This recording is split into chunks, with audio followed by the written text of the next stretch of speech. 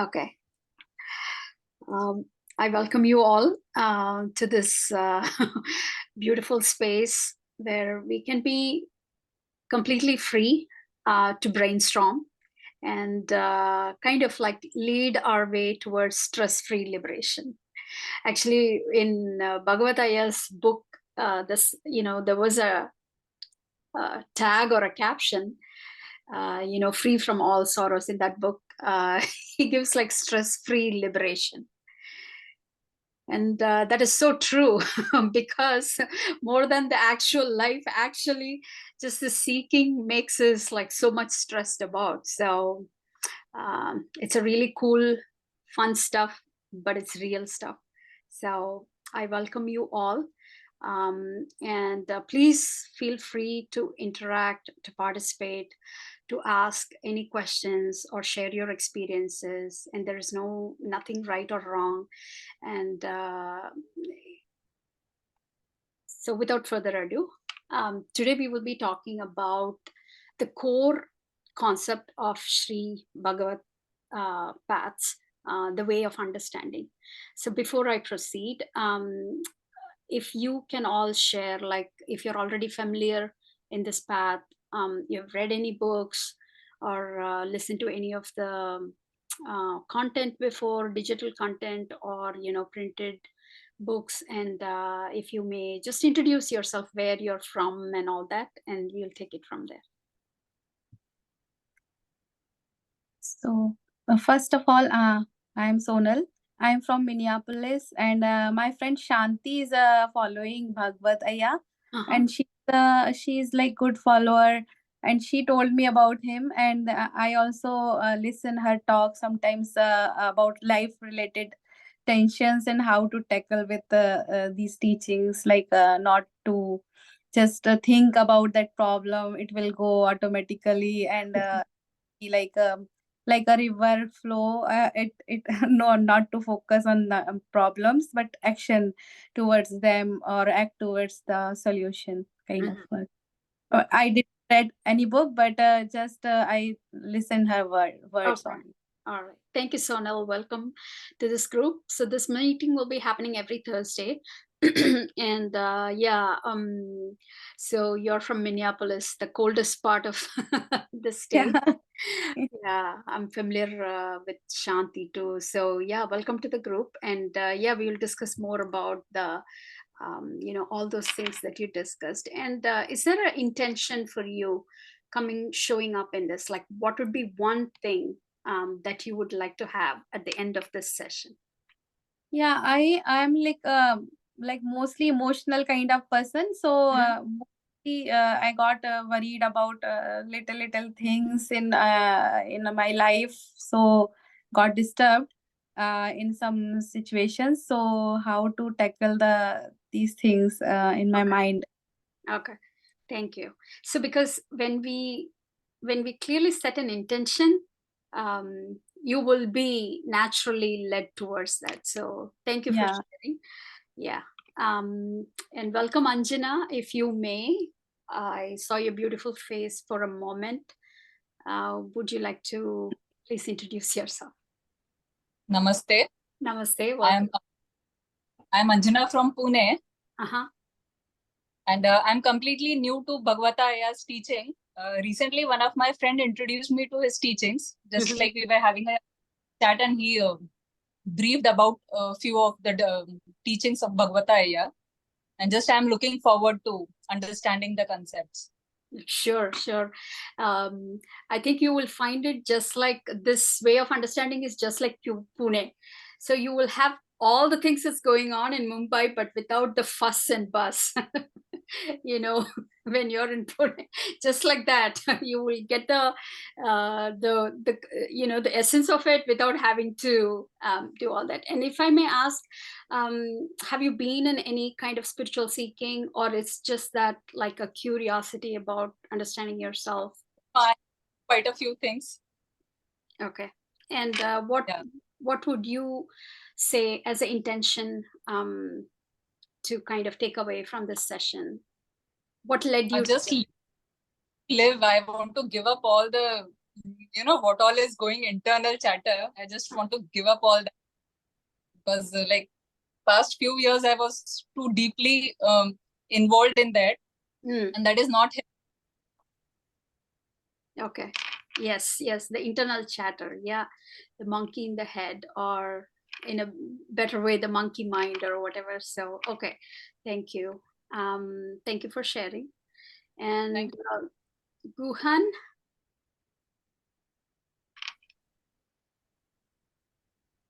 are you able to speak, Ma?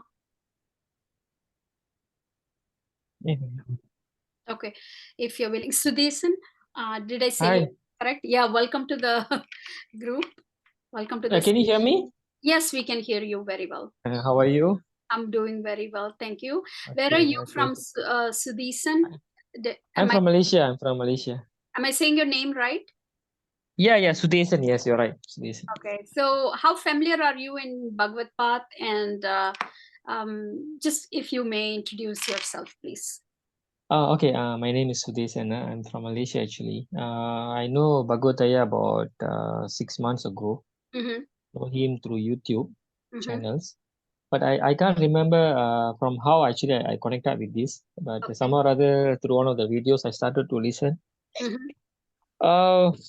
After few videos I managed to get some realization, which is not profound to me, but it was there to me for some time. Okay. I mean, I know the seed is started within me after something happened. Okay. So then I started to listen to him. Then I want to know more about. So I went to India, to Salem, to attend one of his classes. Okay. I was attend on May, last May. Sorry, last May. Sorry. Yes. Hold on. The 2 class before this. I can't remember which date. Sorry. So I was attended the classes. So I got some clarification. So I keep reading all his books. You attended what class, Sudis? Jnanamugam. Oh, so you're able to understand Tamil and you attended the online. Yeah. No, it's not online. I went there personally. I went there 3 days staying in You Salem. were in Salem. Awesome. I was physically attending the class. Great. Okay. Awesome. Yeah. Okay. So So what is your intention of showing up in this session? Come again. What Pardon? is your intention, or like would you like to take away or walk away after this session? You mean this session or with the Bagavath Ayya session, the Jnanamugam session? From here. So something led you to come. Okay. My intention is just to get more clarification in certain things. Okay. Because I know I'm not really grasping, because there's so many questions is coming in me. There's so many emotions keep coming in. Even I'm watching all my thought process and all those things. Okay. But I don't know. After these classes, a lot of things changing in me emotionally. I'm getting very angry. I don't know why. Okay. I'm getting so annoyed sometimes with people around me. Yeah. But I know there's some point it pulls me back to the Bhagavad Pada. Even I'm get angry, I'm getting so sad because all this emotion is very new to me, because I know I'm getting angry, I'm getting sad, but I don't know why is it so profoundly happen within me, So intense. which is so intense, which I can't, I don't know what's Okay. I don't know why is it happen. That's all right. So welcome Yeah. to this space, and I hope all your questions get resolved. And we have these sessions happen on Thursdays, so it's even more. So just to let us all know that we don't really all levels, that's what I put in the poster, seekers and sufferers of life, all levels are welcome. There is no really, there is no mastery level of suffering, or there is no mastery level of seeking or whatever. So some of you might be very new, brand new to this. That's all right. And some of you might have gone through so many different spiritual methods, or just Western psychological methods, whatever. It's all right. And or some might have already attended the Enlightenment camp in Salem in person also. So that's all right. So it is okay, because all we need is an open mind and a beginner's attitude to see this. And then it need not be like somebody giving the answers, but we kind of get that clarification from our own self. So this is like a secular spirituality method, or it's like a very independent, very dignified. There is no need to be loyal followers, or no need to kind of keep singing the praise of the guru or anything like that. We are completely independent. We are very free to rationally think, analyze, question, kind of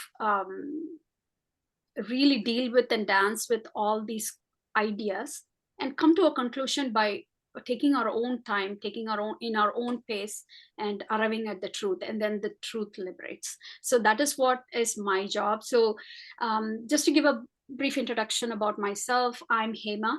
I live in Pittsburgh, Pennsylvania, the east coast of US. I've been here for the past 20 years, and I'm so grateful that our paths crossed, and I came, I got introduced to one of Ayya's books that I think he ever wrote. The first book was in English, in after Enlightenment. So the book is Don't Delay Enlightenment. So I got that book, but then on my way back during the flight, I read that, and then it was such a great relief. Just to give my background, I can call myself a seeking addict. I would go anywhere and everywhere, to anybody, anytime, any parts of the world, paying any amount of money, or doing how much ever sadhana, or whatever it is, whatever they say, and then hopping from different places to different masters, to different methods, both east and west, so many different Western modalities also. So after coming through all that, at one point I got fed up and I gave up. Not everything was working, but nothing was really staying with me. Like nothing was like so obviously true, like common sense. It wasn't like that. So as much as I put effort, and then there was some shift, and then it fades away, and then this kept repeating. And honestly, I was not able to even face my regular problems in life. So I felt like very pathetic, and I kind of gave up on the whole seeking space. And then only at that time I came in touch with Ayya about I think 12 plus years ago. So that's about it. So right now, so my past lives, I've been an engineer, I've been in IT, I had a couple of businesses and everything. And so now I'm a life coach. Self-discovery and self-awareness is my specialization, so my work and my mission or calling, or like whatever makes sense, this whole understanding about oneself, that's what all I know, that's what I've learned, and that's what I also share with other people, and making my life so much better. In fact, I can say I started living my life only after meeting Ayya, or coming in touch with his teachings. So until then, I don't know what the heck I was doing, but that's when I started like really, leaning on to life. So pretty much that's it. And I am so happy to welcome Babalal sir. So he's from Bangalore. He's also been following Ayya for a very long time, and he has been with the mission, and also now as Bhagavad Darshan. So he's a very dedicated person who is bringing out all the content in the terms of digital content of Ayya's work, as audiobooks and YouTube and all that. So I'll be sharing all those contents in the group. And welcome, Babalal sir. And I have Amaresh. Amaresh, if you may, I'm just taking the time just to get to know ourselves so that we are so comfortable. This is not something alien to understand at the end of our old age or senior age or something, right? So we are all friends. Like, we can be friendly in this atmosphere and just flush out whatever is holding us back or whatever we want to know, and kind of like live a really stress-free, beautiful life. So that's why I want to kind of like, because it's also a small group, now we can take the opportunity to kind of get to know each of us better, so we are comfortable and we let our guards off and we feel safe and relaxed, and we take it from there. Amresh, if I may ask, can you please unmute and introduce yourself, please, where you're from, what you do? Yeah. Namaste, I am Amarish from Bangalore. Yeah, hi, welcome, Amresh. Hi. So Yeah. I just saw this thing that some time back I saw, and so I joined late. Okay, no worries. This is the first meeting, or this is a or second, it keeps going on? Second meeting. the Okay. second we started last week. So Okay. how familiar are you with Ayya's teaching? Actually, I don't know Tamil much, but I have read Ayya's books and I have met him many times. Okay. English books I have read. Okay. So because of the lack of Tamil, this thing I have not attended the Jnanamugams. Okay. So what is your So I'm fine. intention of showing up in this session? Like, what would be one thing that you would like to take away from this session, or showing up in? Actually, like I said, just 5 minutes back, I saw that poster in the group. So immediately I joined. In fact, when I saw the time that it was late, I did not go through it in full. No So I'm worries. actually not sure what is the intention of this program also. No, that's okay. What is your, I'm asking, what is Uh, that you would like to know okay. more? Yeah, because it is in English, I want to get a better understanding of Aya's teachings. Okay. Because as I told, I had an issue with Tamil, this thing. It was not so fluent with that. Okay, no worries. So my intention is to get correct grasp of Aya's teachings. Okay, thank you for sharing. Welcome. So, okay, let's get to the thing. So what hooked me to this path, or what is different from anything else, was this. And this is also the core thing about Aya's teaching. So mostly we come to this space, this head space, reflecting, interrogating everything that's going on around us, or whatever it is, only when we are dealing with a issue or a problem, right? So when we are happy, we don't even care.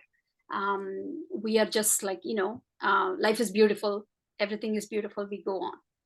But when there is something like a problem, and not just any problem, if it is like a dead end problem, which I mean by that, what I mean is, I'm not able to solve it, I'm not able to change the situation where that is causing me that problem,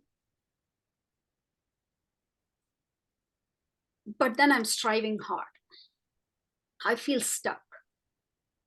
So I'm trying to change everything externally possible.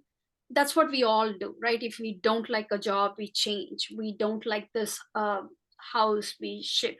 If we don't like the city we live in, we can change, or we can even think about. So there are many things in life that's external, that's out in the world, that's giving us that stress. So first we will go and try to change everything outside of us, right? And then sometimes it works, and sometimes that is the solution, but sometimes that is simply not possible. Like, what if you have to be in a job that's paying well, but then you're not able to immediately make a career change because of something else that you're dependent on? What if you're stuck in a relationship, or that just like that we are not able to let go?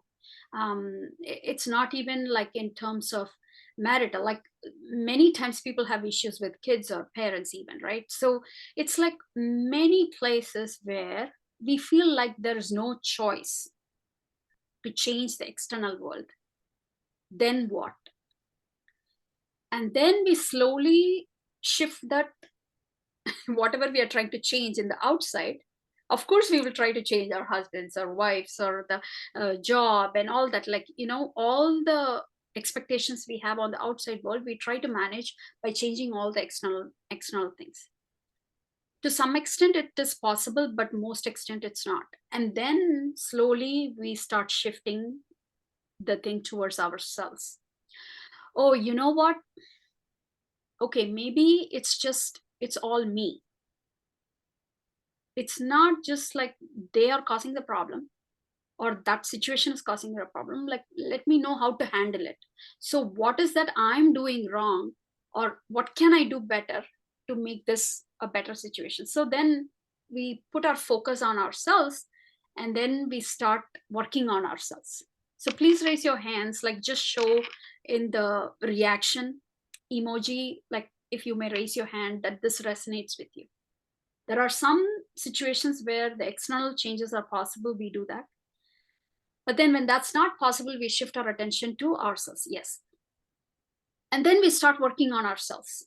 Thank you, Anjana. So when we start working on ourselves, then we either go to therapy, we go to psychologists, or we read so many self-help books out there. And then we also see how our peers are doing this, how like other moms are doing, how other girls are doing, and how other colleagues at work are doing, how are they getting promotion, whatever it is, right? We try to follow through whatever others are doing. And then sometimes when we don't have all those resources or those not work, and especially in the East, we go to spiritual gurus. Because at least from when I was, the therapy was not so popular, counseling, or there wasn't coaching, there wasn't counseling, there wasn't any such modalities. Like, you cannot go to a psychiatrist unless you are really mentally challenged, or like when you have those kind of problems, right? So there was nobody to talk to and sort out whatever it is. So then the only hub, at least from India, I think we are all from that place, is we turn towards religion for peace of mind. We turn towards spirituality, a little bit leveling up a spiritual path. And the first place would be like going to temples, or like, becoming very religious for like those things and all that. Bless you. And then, yes, it does work. Self-help books help to some extent. Our peers, our therapists, everything works. And then we go back, like we go to temple, we do bhajans, we are in this beautiful meditations, we go to this spiritual guru or ashram, and we stay there, and then everything shifts, and we are like such a clear head. We go back, but then we eventually have to go back to our own lives. And then suddenly everything else, we feel that we are in the same exact place where we started. We feel like we have progressed, but then again, the same things come up and we don't know what to do. And it's like, oh my God, back to square one. And then what we do is, okay, we have to increase our intensity. We have to increase our sincerity. Maybe I don't really get what that guru is saying. It's working for other people. Or maybe he is like that. So then, or she is like that. So something is wrong with me. So the more and more we get all these things, at least for me, my experiences, the more contrast it shows that how pathetic I was, rather than really helping me get out of that situation. It showed me how worse my problem was, and more of self-pitying myself, like, why me? And why am I why am I not able to get any results? Why am I not able to move forward? And some way or the other, this was causing more and more issues. So sometimes it even felt that at least I was naive and ignorant before going to all these seeking help. But now I know all the things that are not working for me. Now I know all the, like, so-called impure my head is or my heart is, like how Anjana said, all the chatter becomes so much louder now than actually going away. So then we come to a place where, okay, it's just wrong with me. I need to change schools. I need to change the master. I need to change the methods. Maybe I need to increase the intensity, efforts, whatnot, right? And then again, we go on a different path. Yes, we get some results. We find a relief, but then back to square one. It's like in South India, when people, go to Shabarimala, they have this 1 month of fasting and all that. They are the beautiful, kindest, loving people on earth for just that 1 month. Their anger is controlled. They don't, they don't take on any of the so-called bad habits and this and that. They are like the pure Atmans roaming around that you can literally see on earth. But then once after that, they will be waiting for that day end or something. And then so you can let go of the fasting, or you can be yourself. You can indulge in all those habits and stuff like that. So now, earlier we saw, we try to change the outside world. Now we try to change ourselves. That is also not working. So what the heck we do now? This is where Ayya's thing comes, which caught me. He says, that's like a dead end situation, right? You don't know what else to do. And then at that place, he says, is it possible that your external situation is not changing and you don't have to torture yourself, but you are able to feel free from the problems and the suffering? So that's what exactly my prescribed situation, like where I was. I couldn't take this, I couldn't change the situation, or I didn't want to. And I tried so much to change myself, that's not working either. So that's where exactly I thought, oh, what if there was a way? I was very much open because that was the truth, right? Because I tried changing everything, none of it worked. I was very sincere, very honest. I put in all the efforts, but nothing was there. So that's when he came into my life. So now let me give you an example how he, this is his own example. So there are there is a dad and couple of his kids going in a train. They're going to somewhere from south to north, I guess. And then those two kids are so venomous, like they're literally so mischievous, not venomous, but they're giving trouble to everyone in that compartment, and they're making such a horrible scene. And everyone is so pissed off. Even though they know they're children, they cannot tolerate one bit of their activity anymore, and they're all pissed off. And then they look at their dad, and the dad is like, you know what, I understand how you guys are feeling. My kids could be out of control, but actually where we are going is actually my wife works as a professor, and she had taken her her children, her students, and everyone has gone on a trip. And where they had gone on a nature trip or something, there has been an accident, and she got killed. So she's no more, and we are just going to receive her body. And this was all sudden. I didn't know what else to do with my boys, so I brought them with me. And I don't even know how I'm going to explain it to them. They are not even aware that their mother is no more. And then all of a sudden, all the passengers, they kind of like sank down.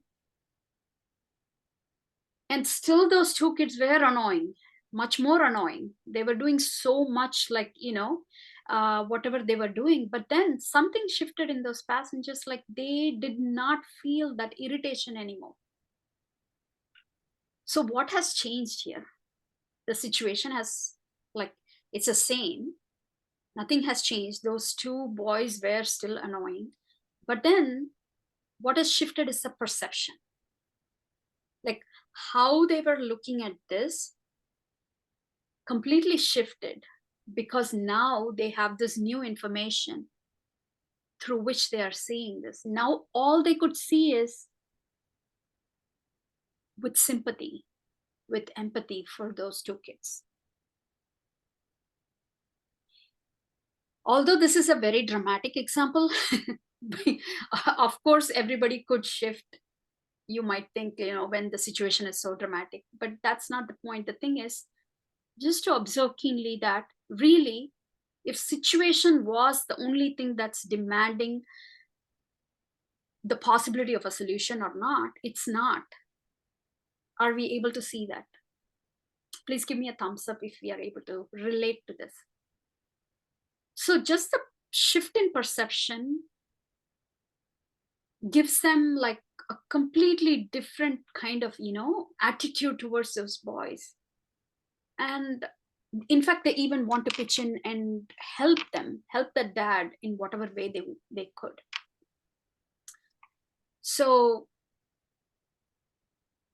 let me give you another example where you're going for a reunion. Reunion these days is becoming so popular. There's even few movies that's come up. So everybody's having reunion, college reunion and whatnot everywhere. So one person goes to this reunion and then so excited to meet his like schoolmates, and particularly one friend who he never had a chance to reconnect in 20 years because he lived in abroad, and now he's going back to his roots and this reunion and all that. And then there was this childhood friend who was there. So he goes like so fondly, he goes out and he goes and hugs him. And then suddenly that the other person reciprocates his love with a big slap on his face. He just literally slaps the friend who was hugging him. And this guy was so shocked and furious and angry and like, what the heck? What is going on? Why do you do that? And then there was another friend who comes in and says, please don't mind. Actually, something happened in his life and he was in a very big shock, and he's not, in a good mental health anymore. So he's unpredictable. Sometimes he acts like this, and especially when he knows someone he knew or something, he uses, awkward words, or his behavior is so ruthless. So it's just like he's having that mental issue. But we wanted him to, maybe getting in front of the people he knew in childhood, maybe we thought it might help him. So we brought him to this reunion. So don't mind his behavior. And now what happens? All this furious anger and all that suddenly shifts. Again, this is a dramatic example. But what is important is to see that the passengers or this person intentionally did not do anything to change their attitude. And the situation did not, the frame also, the background also did not change. But then something that connected in between, just that one piece of information, completely shifted the perception of how they were seeing the same person they were, the same person, the situation, but then just this frame, this new perception through which they were seeing, that piece of information shifted everything. And the same thing is with this, what we are going to share.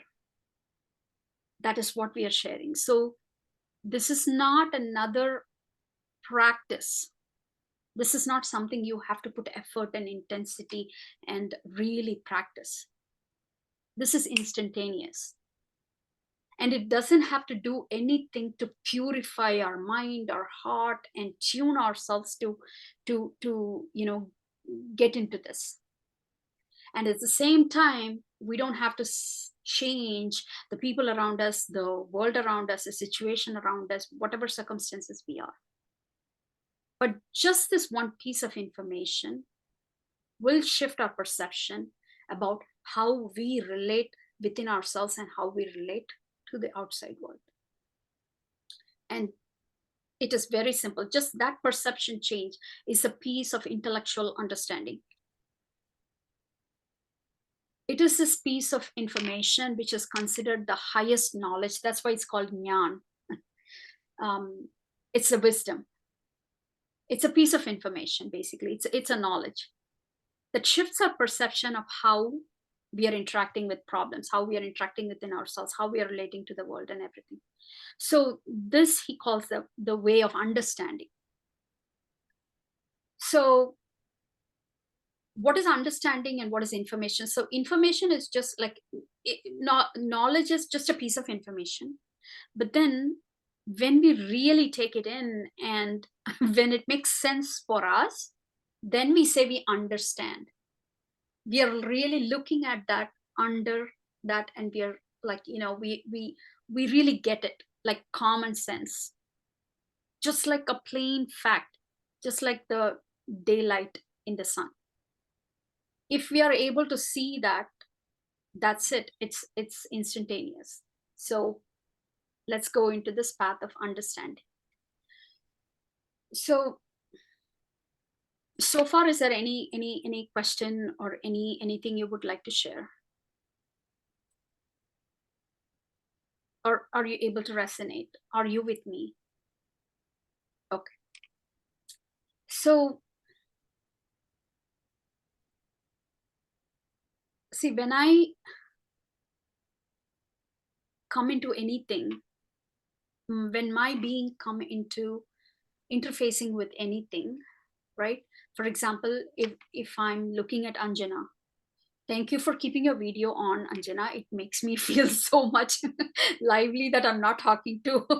If I may request, if you may please turn on your cameras, I would really appreciate that. It feels much more warm and lively.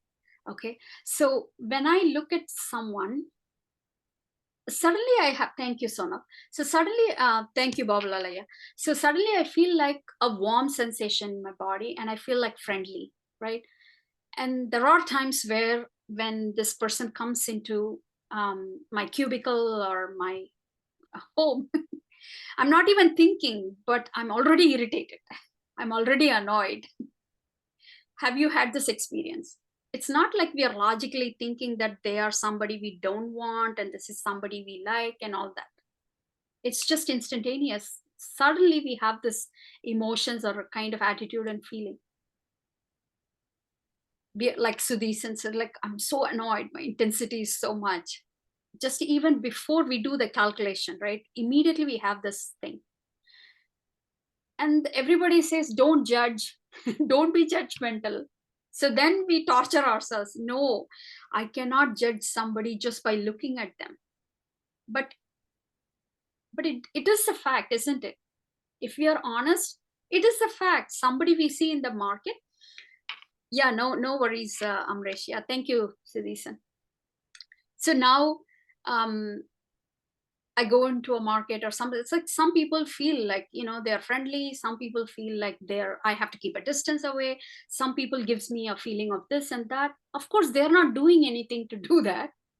And is it not true? I'm also not doing anything to create that. It just happens. For example, if I look at Siddhisan, I might feel, oh, wow, maybe, very nice person. Or maybe, I should maintain my distance. I don't know, he looks like a Don or something. But I might change my opinion after I come in interaction with them. Many of us had these experiences, right? So we think somebody, of course, they say don't judge the book by the cover, but we automatically do. And then after we kind of interact with them and all that, oh my God, the first impression was so wrong, so bad. they are the kindest person, or they are the nicest person. They're very approachable. Or you might think somebody is like so this and that, but then when you go to them, they're so dumb, like they don't even get, they're not even, empathizing. We don't even connect. So what I'm trying to say is, when we come in contact with anything, a situation or a person or whatever it is, the way we feel, whatever comes out, is totally a very innocent, a very unpredictable, a very, what do you say? You don't know. Sometimes we will be surprised. For example, have you had experience where you go to, I'm just elaborating this point just to really amplify this thing. Have you ever gone to some place and you find very peaceful, like your go-to place? Yes? Yeah. And have you also been to that place sometimes and it feels so annoying? Beautiful scenery, beautiful people. I used to wonder, like, whenever we go to these hill stations, right, we go there to get this peace of mind. Everything is so green, so beautiful, blue skies, green mountains and all that. But if that scenario is what is causing the peace of mind, don't you think all beings who are living there, like people who live in Kashmir, we know how pathetic life is, how traumatic and anxious their life is. But then we think Kashmir is the place and we go there. So all the people living there should be like that, right? But it's not. And sometimes we think all this busyness, this craziness of the city will kill us. But then when we go there, we don't take in the hustle. Of course, sometimes we feel that, but sometimes we are just okay. So whatever situation is, and however we are, it is like a chemistry between those two. Sometimes it's predictable, sometimes it's totally not predictable, and it's even irrational. So what I'm trying to say is, we all have this experience that how we connect with the world as a being is through how we feel. But how we feel, we think that, for example, if you're with someone who you really feel friendly, or you're in love with or something, you feel so great. We think that it's the other person that's creating that feeling. No, actually, we like the version of ourselves when something is triggered like that. And sometimes we even say, when we are in a fight or something, we say, you bring the worst in me. As though we are like so saintly and always good, but that person brings in, which is true. Because sometimes we are able to be nice and kind, and sometimes we just cannot take it. So I could not be always kind and not mean. And I'm not always mean and not kind. I have both. Yes, we are all, like, even to the closest people, we are. And the same way, the other people, we think they are the villains. But then even that villain will have an emotional sentiment behind why he has become a villain, which says that he was very emotional and he's so attached. and he's just like, he chose to become a villain because of something. But before that, he was like a normal kind of a guy or whatever. So the situation might bring the good in us or the bad in us. Or we might bring, like, whatever that comes out of us could be either positive or negative. So now these are the two factors that is cooking up all these emotions and feelings and thoughts and whatnot, right? Okay, now how do we kind of wrap our head around this? Because when I'm totally incapable of only experiencing good feelings, because I'm also annoyed, I'm also irritated, I'm also angry, I'm also lustful, I'm also greedy, I'm also jealous, I'm also mean, I'm also crude, I'm also rude, I'm also shitty. But I'm also beautiful, I'm also engaging, I'm also relatable, I'm also approachable, I'm also kind, I'm also like, loving, whatever. So now what we are trying to do with all these practices and everything is we want to get rid of one half of us and we want to have only the other half. It is like literally chopping half of our personalities because they're so scared that the ugliness people would find out. We would be found out. The insecurities, the fear, the trauma, the anxiety. So we put up all these masks to show up in the world as a strong, confident, charismatic, whatever, always speaking the truth and all that. But because nature versus nurture, right? Like who has the higher power? Obviously, nature prevails. And then in one slip of the tongue or in one moment, all the ugliness oozes out. And it just takes one word, one action of somebody to trigger that, and then we again go back to square one. So the core point is, I would say, we are always surprised by what comes out of us. Yes or no? But we are so used to, we think that it's always the same. No, it depends on the situation, it depends on me, and especially on a good day, on a bad day, in what context, in what situation I am, and all that. So we experience ourselves in so many different shades, but then we want only few of the shades because why? Because that's what more the social norms. Why do you think we are all, now I'm opening the dialogue, so it's not like a teaching preaching kind of a thing. So why, in your opinion, do you think we aspire to be our best selves, although we know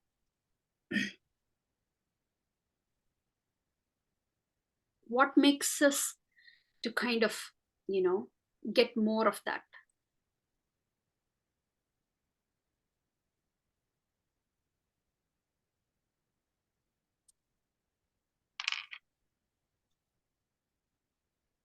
Yes, Sonal. Yeah, to like feel ourselves good, we do the good behavior in family and all that, but we also annoyed with sometimes people's comment and their unexpected behavior towards us. If we do good and they are behaving wrongly, then it's like annoying. So we have to control ourselves for that.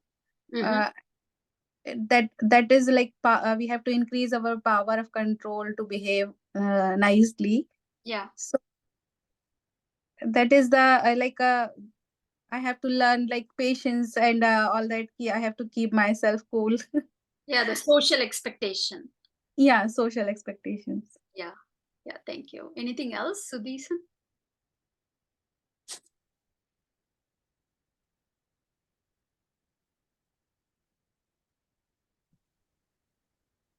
Can you hear me? Yes, we can. Normally, I don't know how to say, but recently nothing is annoys me from external factors. It just simply happened, and very few times. It's a small frictions external can cause a huge emotional exposure in me. It can expose to a different dimension altogether. Yeah. But I'm much more in control where something external happens to me. No, Let's my say question. somebody. My Yeah, go ahead. my question is, what is that makes us strive to not wanting to get exposed?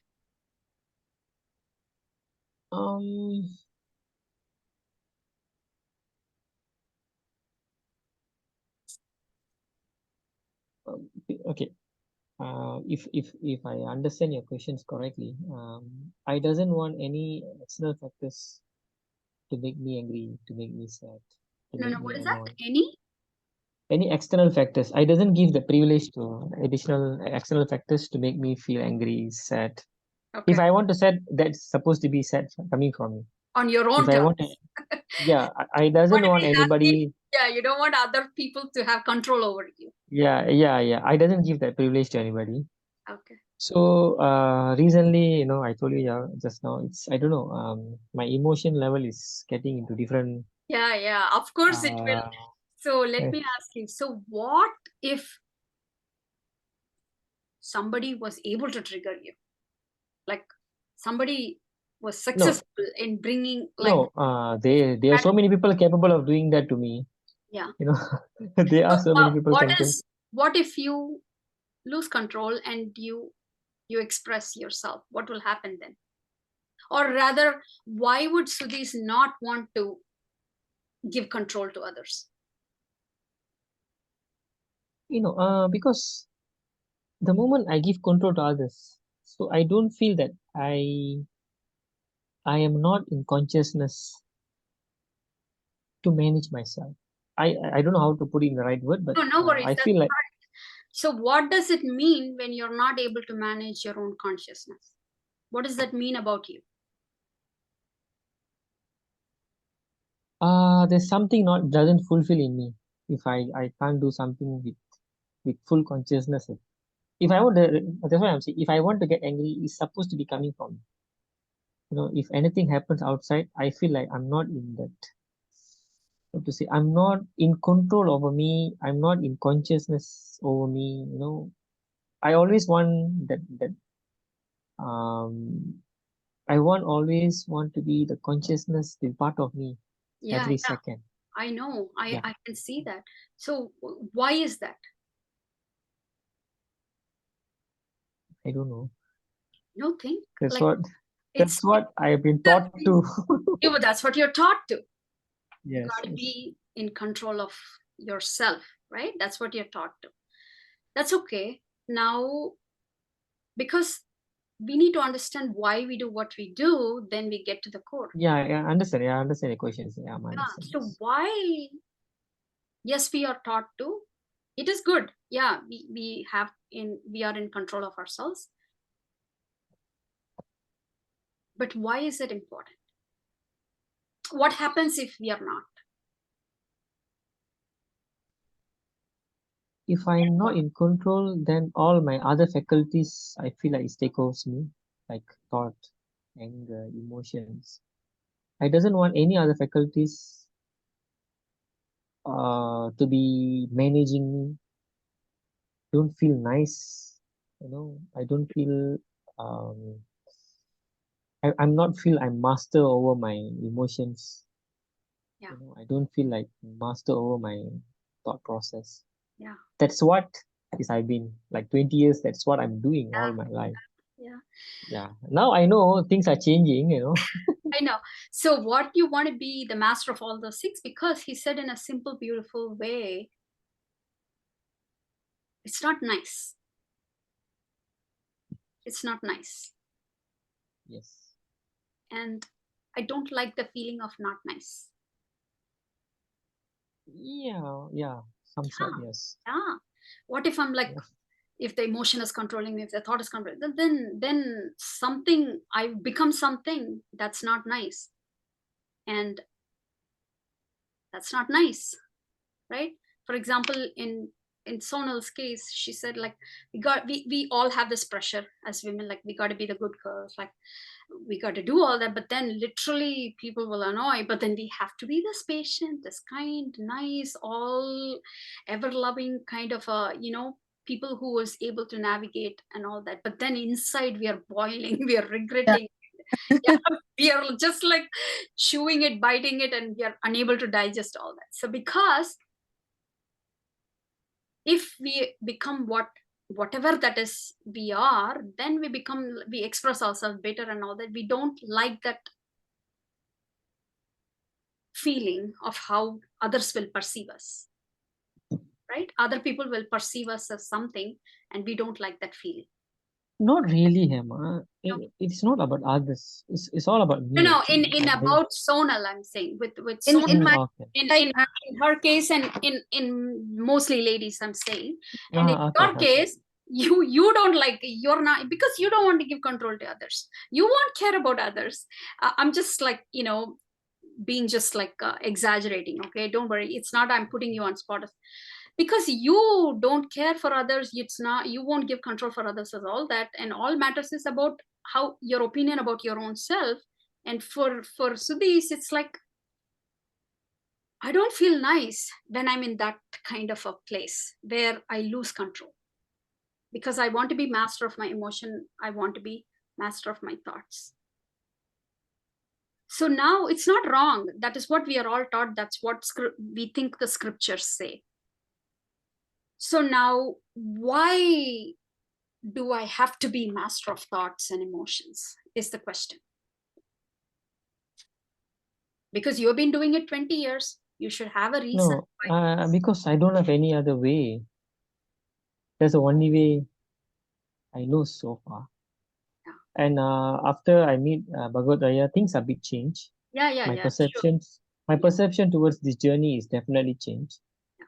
It's much more not rough. I don't feel this journey no more rough. Yeah. It's supposed to be in a very subtle way. Subtle way. See, what I'm trying to, I'm not rushing into the solution yet, or I'm not rushing into, okay, this is what understanding and all that. The thing is, the coaching dialogue is like, why do I want what I want? Let me get clarity. Yeah, I understand. Right? Understand. So, everybody, if you see, everybody do everything. We are human beings or feeling beings. Either we want to chase a particular feeling, like I'm in control of all this. So then it gives a sense of security. I feel safe. Things are under control. I can manage. This is very noble, right? And there is one feeling which we want or crave. And there is also one feeling that we don't want to experience, that we want to get away as much as possible. It's literally boils down to feelings. Literally, like how much ever spirituality or psychology or neuroscience or whatever it is, it literally boils down to, I can't feel this thing. I don't want to feel this thing. Or I want to feel this thing. Because when we feel like that, it either gives a sense of like calmness or peace or say whatever that is. So when we go deeper within ourselves and find out anything we do or don't do is all based on emotions. It's all based on feelings. We run away from certain feelings and we want to be in certain feelings. We will do anything and everything to be in that, or we will do anything and everything to get away from that, right? So now going back to the, like how we perceive the world is, so with our mind, right? Like for example, when we see somebody, we understand about that person only with our mind. And how that happens, how our mind is structured is, so just for understanding, so there is conscious mind, there is subconscious mind, and then there is deeper conscious mind. So the subconscious and the deeper conscious are the unconscious part of it. So it's simple. It's just like conscious means we are aware of that conscious mind. So any feeling, any emotion that we come across, we feel, we experience, all that is it's basically our consciousness. So that is a conscious mind. And then we have the subconscious mind, which is like a storehouse. Which means storehouse means it's an inventory. which has all these files that is properly organized since we were born and even before, like all the inventories in the warehouse. Like when I see this person, it all happens in like such a lightning speed. It goes to that memory, the subconscious interacts with that. Oh, then it goes into the file. Oh, this has been categorized as a friend. He's not going to do harm to me. And then it matches, and then suddenly we get this, it triggers an emotion which is safe, happy, smile. We feel the emotion and our body responds with a smile or like relaxed, whatever it is. Okay, now somebody else comes, he has betrayed, or like he has really, whatever he underputs us or whatever that is, immediately the subconscious will get that file and it will match. Oh no, that's a signal that says no, he's not my kind of a person. Why is he here? What is he here? All that happens, and we get all these thoughts. Now what is he bringing now? What do I have to deal with now? Like, he's not even opened his mouth yet, but then we have all these thoughts, like all these things. Oh, stay away, whatever it is. We come up with so many counter behaviors already, even before that person has actually stepped into our house. So now you see, all these emotions and thoughts and feelings we experience is in the conscious mind. But what I want to really invite you to observe is, it is the subconscious that actually first picks up the signal, checks in the memory, and then gives out the signal or the trigger into, and where we receive is the conscious mind. So if there was a memory, like we could remember it, or we won't even remember it, I don't know, there could be somebody similar to his body posture that we thought is the problem, then the subconscious will also identify and categorize this new person, brand new person, also with that kind of, the remembrance of that, and then put it out as this. So it is all happening without it is all happening unconsciously. So the subconscious will take that, interact. That is the first point of contact when our being come into contact, and it takes something and process something, and then it spits out some reaction or an emotion or a thought or whatever it is. So now consciously, when we become aware, that's when our conscious mind comes into picture. So really we think that, oh, I am judging him, oh, I am thinking that is this, because I means we are conscious, right? So we are thinking that, see, conscious mind, you could think of it like a buffer working space. It's a small space from the whole mind where all these transactions happen, but it only happens after the subconscious throws out, spits out. So we are completely under the grace of what the subconscious will throw out, right? So now then this is how I feel, and now I decide how to behave. So my actions will be based on that. So literally we have zero whatsoever authority on what we would catch, because we don't know what the subconscious would throw. See, even sometimes the same person could be annoying, because at that moment something else might have happened in our mind structure. We might have had a rough day, and then we don't want to, so the same, like a friendly person, even a friendly person might feel a little bit different at that day or that moment. So this is like a mind-blowing truth if we understand the point of interaction of how our being really takes in. We are thinking we are doing everything consciously, but it's the subconscious so now what is in the subconscious? God knows what. Nobody knows what it is. We don't know what's in the storehouse, how it is stored, where it is stored, how much of it is stored. See, I had been to this, like I said, I was crazy with all these different modalities, right? So I went in for one of this thing where they do past life regression. So for me, when I went in, there was like, it was going on to the previous generation and the previous generation and the previous, like there were like 12 people standing behind the line for so many, like, and literally the teacher laughed because he said, like, you're making me work for more than what money you paid in this, for this workshop. So how do we know? Where does it start? It's not even, see, everybody says inner child work, childhood. Yeah, there is something to that, but there's so much storage beyond. It's like a bottomless pit. So really, that is why it's called unconscious. That's why it's called subconscious. We cannot know. But when we come to know what is there only after we receive it in the conscious mind.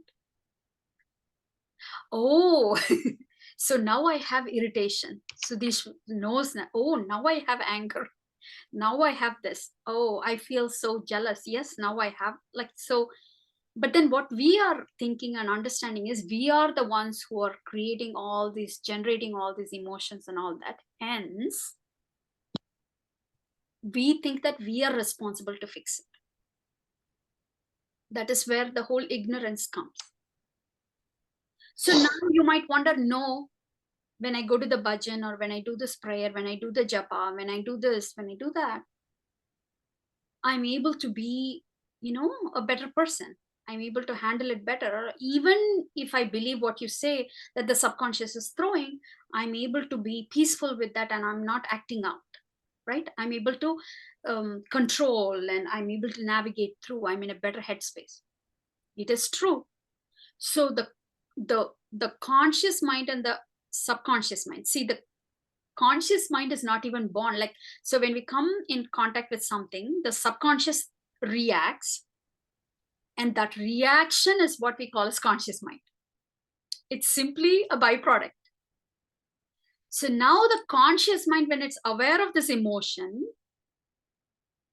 this has a theory. See, the subconscious does not have the theory of perfection. It doesn't care whether it's right or wrong, good, bad, or all that. It's just an energy. It's just a reaction it throws out.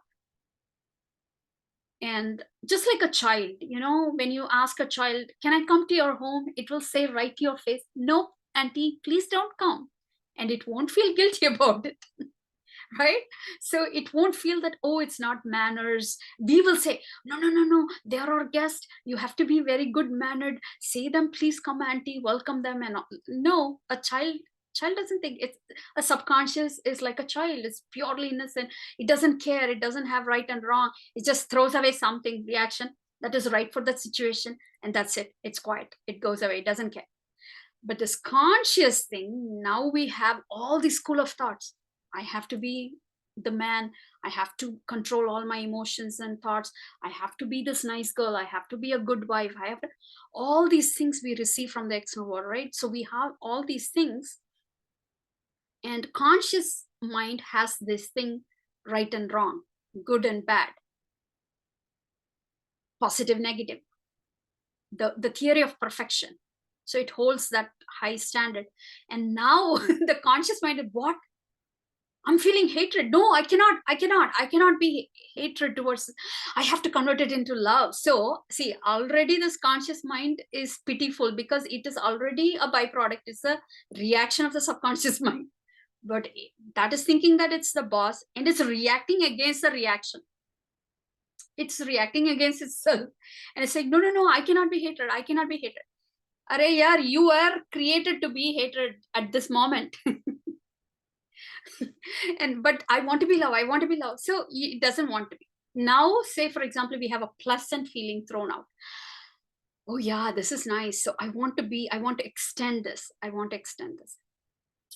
See, the truth is, when we come and interact, when we interface something, the subconscious throws away something. It's just a fraction of a second. It is going to stay, and it's going to flow, and it's going to fade. The reaction, whatever subconscious throws, the anger, the hatred, the love, whatever it is, that emotion comes in, we become conscious, and by the time we are actually conscious, it's already fading away. We are only knowing the last part of the emotion. So I'll just wrap in 10 minutes and we'll continue next week. So it is just coming to aware when it's last part. You know how when we do the firecrackers, the whole thing is already on and then we see the sparkles after. So when we are seeing the sparkles, already the cracker is out.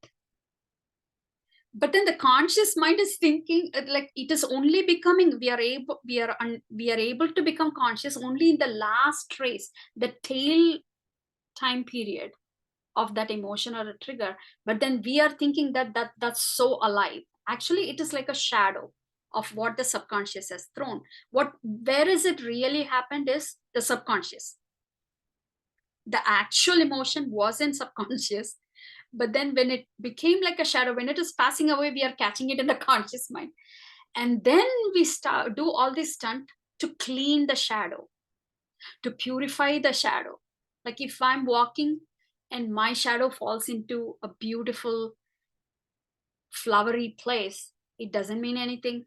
If my shadow falls into a ditch, I don't have to wash my shadow, right? But if I step into the ditch, then I have to wash my feet.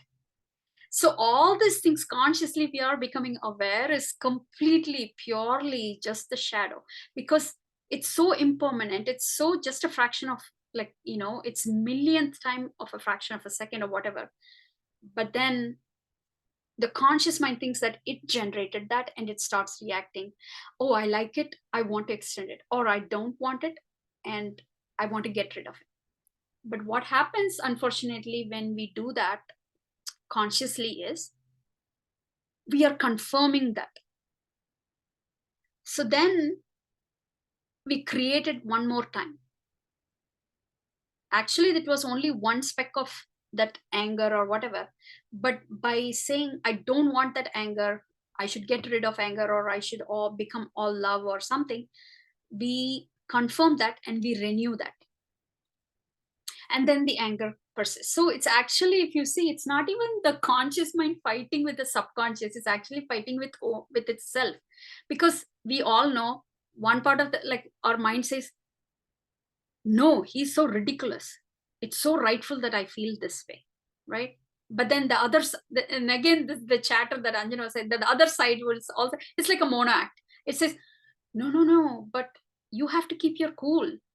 How much ever they are, you have to have, like, you know, control. Like, don't act out. No, that's not, it wasn't that bad.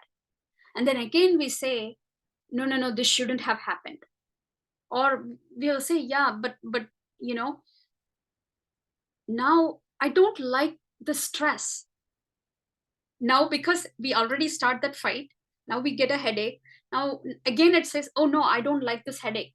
So first we don't like the emotion that we received, and then again we say, you know, we don't like the stress because we started fighting against that emotion. But then it's all already there. So the whole point is to just understand or how a mind function is.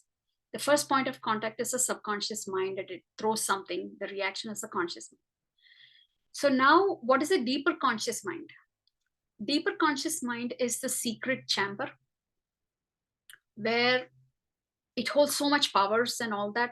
Yes, with practice, yes, with effort, you could gain some occult power. Like if you look at someone, you could see the aura, or you could see their future or past or whatever it is, or you could predict this, you could do that, you know, all the Akashic records, this and that. There are so many practices which would give you those special spiritual powers. That all comes from the deeper conscious. Again, what is in the deeper conscious, we wouldn't know because it's unconscious thing. But the funny thing about deeper conscious powers is that you can show off that power. You can even use that power. I have been a Reiki practitioner teacher for many years. I've taught many registered nurses and everyone across the globe. But the thing is, it won't come to help for your own problems. You can use it as much as, the nature of that is like that. You can use it as much as for other people, help them or something in their healing. But it's not useful for ourselves. And also it is like the more effort you put, you keep on tuning in, and then you get more power of that and all that. But then it doesn't help us with becoming always loving, always kind. And no, as long as I'm in the session, I'm nice and kind, and then everything else pops up, the chatter pops out immediately back.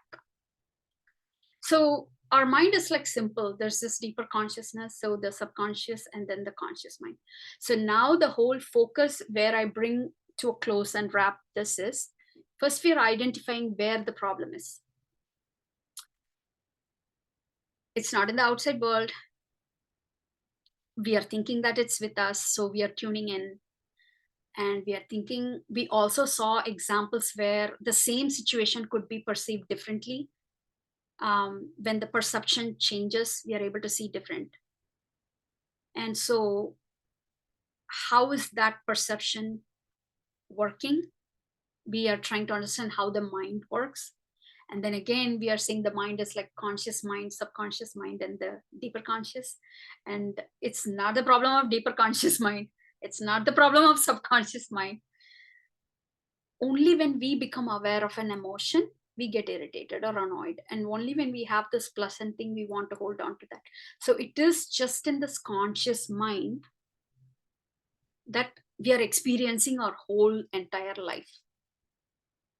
And we are trying to master ourselves, our thoughts, emotions, and everything in the conscious mind, which is just a byproduct, or it's just a spit out reaction from the subconscious mind. Okay, so we will go more in depth what to do with this, how does that work, and what is actually this understanding, and how can this conscious mind really get it. And is there a way to really purify ourselves? Of course, we need to balance out our actions. Of course, we need to balance out our emotions. Of course, there needs to be harmony between the emotions and actions and everything. But how do we get there? But now we know the location of where we are all struggling. So with that, I wrap this up, and I open the floor for any questions. Or so far, was it helpful? Are you able to resonate with that? Please give me your feedback, share me your thoughts. I request every one of you ask any question to Mrs. Hema on the subject she delivered. Please don't hesitate. Yeah, if you don't agree with all this, please be blunt and say it out, because that's all right too. Yeah, you can even say nonsense. We like it. Oh, no. Nothing we say is nonsense. Yeah. Yeah. Hi, Hema. Yes. Okay, I understand what you're trying to explain just now. Give me some time. I need to go and find out, how impactful that truth be first. So whatever you said, can I grasp it? Yeah. I really understand this. Then I'm a bit of understanding it, whatever you said just. Let me give me some time. In next session, I'll try. Yes. So you need time to digest what she has given the input. Food. Yeah. Okay. Yeah. Okay. Fine. Too much in my head now. Let us listen somebody else. Yeah. So whenever the call of action is, see if whatever that emotion or the thought or something is Sudesh creating it, or Sudesh is knowing about it later, like a news, when it's already giving. So that will be something curious for you to experiment, and we will talk about it next week. Yeah. Okay, Anjana, please. Yeah. To begin with, which book should I start with, like of the many books of Ayya's? Yeah, are you in the group, Anjana? Yeah, they're in the. Okay, I will share. So Don't Delay Enlightenment would be the book. Okay, the first book you would recommend. Yes. Okay, thank you. Yeah. And how, was there any, are you able to correlate or resonate with what we spoke today? Yes, very much, very much. Very much. Okay, thank you. Yeah.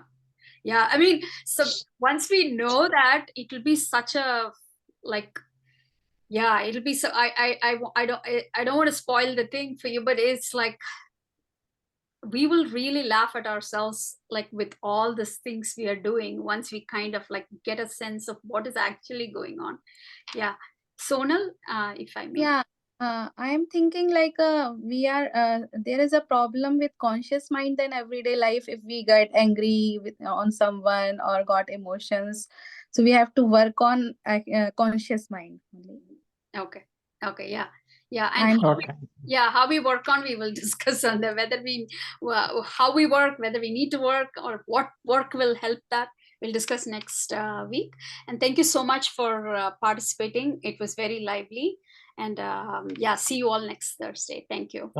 Thanks, Emma. Thanks for your time. Thank Really you. appreciate it. Thank A lot of good information.